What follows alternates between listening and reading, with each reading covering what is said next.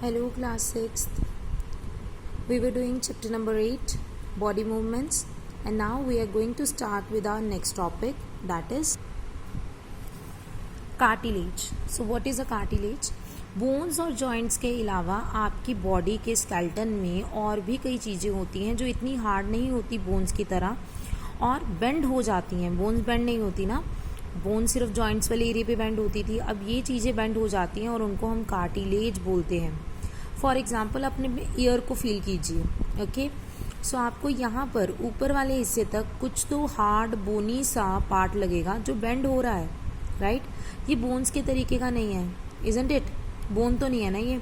तो आपको क्या कुछ लगता है कि ऊपर वाले हिस्से में कुछ अलग सी चीज़ है और यहाँ नीचे जो जिसे हम ईयर लोब कहते हैं, अगर आप यहाँ पर टच करें तो आपको वो चीज़ यहाँ पर फील नहीं होगी ईयर लोब में, राइट?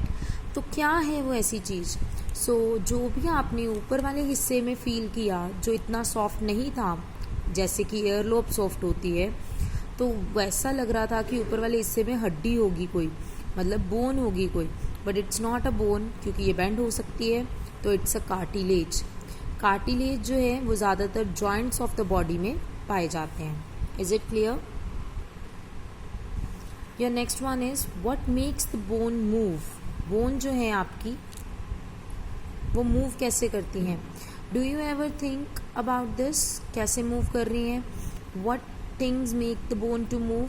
बोन्स खुद तो मूव नहीं करेंगी, तो किसके कारण मूव करेंगी? हर बोन के साथ मसल्स अटैच्ड होंगी जो उन बोन्स को मूव करने में हेल्प करेंगे. तो ये जॉइंट्स वाले एरिया में भी हो सकती हैं.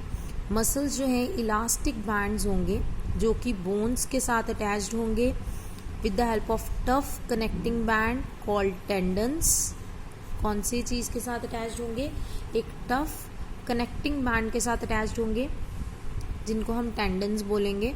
मसल जो हैं वो पुल जब होती हैं, जब खींची जाती हैं तो बोन्स जो हैं वो मूव करती हैं. Okay, muscles can not push. Pull ही होगा, सिर्फ खींचा जाएगा, पुश नहीं होगा, बाहर को कुछ नहीं निकलने वाला.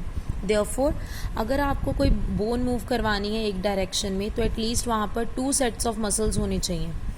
फॉर एग्जाम्पल अगर मैं इस आर्म की बात करूँ तो यहाँ पर 2 सेट्स ऑफ मसल्स कौन से हैं? एक होता है ऊपर वाले हिस्से में which is known as biceps और एक होता है नीचे वाले हिस्से में which is known as triceps. Okay, ऊपर वाले हिस्से वाले को बाइसेप्स और नीचे वाले को ट्राइसेप्स माना गया है. So if you want to raise your arm, अगर आपको अपनी बाजू इस तरीके से उठानी है तो क्या होगा? बाइसेप्स करेंगे कॉन्ट्रैक्ट. कॉन्ट्रैक्ट का मतलब एक तो ये मोटे हो जाएंगे, देख रहे हो आप, ये पतला था यहाँ पे, यहाँ मोटा हो गया, मोटा हो जाएगा, ठीक है, और लेंथ में भी ये थोड़ा सा शॉर्ट हो जाएगा. सो क्या होगा? Your biceps in the front contract and it becomes shorter and fatter. तो आपकी आर्म को ये अपनी तरफ पुल कर लेगा. और जब आप आर्म को लोअर करोगे, देखो खींचा तो ऊपर को, अब आर्म को नीचे कर दिया, जब लोअर करोगे तो ट्राइसेप्स के ऊपर असर पड़ेगा.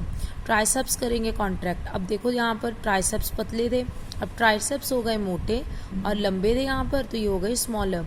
So now the triceps contract and ये नीचे को आ जाएगी बाजू. अप एंड डाउन मूवमेंट आपकी जो आर्म्स की है मेनली उसको 2 मसल्स कंट्रोल करती हैं. कौन सी हो गई? Biceps and triceps. ये आर्म्स की बात आई. Okay, next we will be talking about legs. So जब आप रनिंग करते हो तो लेग्स में क्या होता है?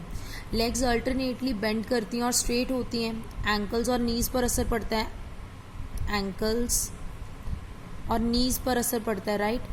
तो वहाँ पर क्या होने वाला है? वहाँ पर आपके पास 2 मसल्स ऊपर काम कर रही हैं और 2 मसल्स नीचे वाले हिस्से में काम कर रही हैं. लेग के ऊपर और नीचे वाले हिस्से में 2 मसल्स काम कर रही हैं.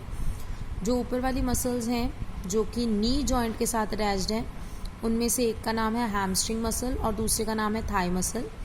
जो हैमस्ट्रिंग मसल है आपके पास, ये बेंड करेगी नी को.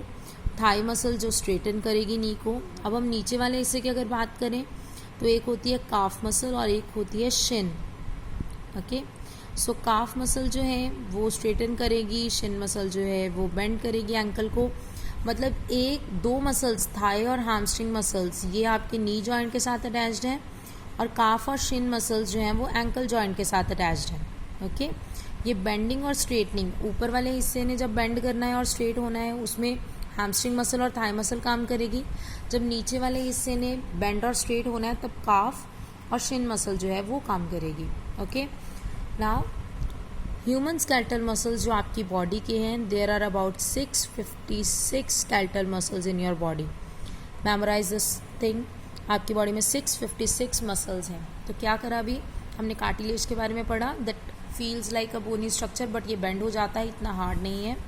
What makes the bones to move, bones अगर आर्म की बात करें तो वहाँ पर बाइसेप ट्राइसेप्स मसल्स हैं, और अगर मैं लेग्स की बात करूँ तो वहाँ पर hamstring muscle, thigh muscle, calf muscle and shin muscle है। Is it clear? ये दो टॉपिक्स आपको आई गेस क्लियर होंगे। First was of cartilage, another one was what makes the bone move. Okay.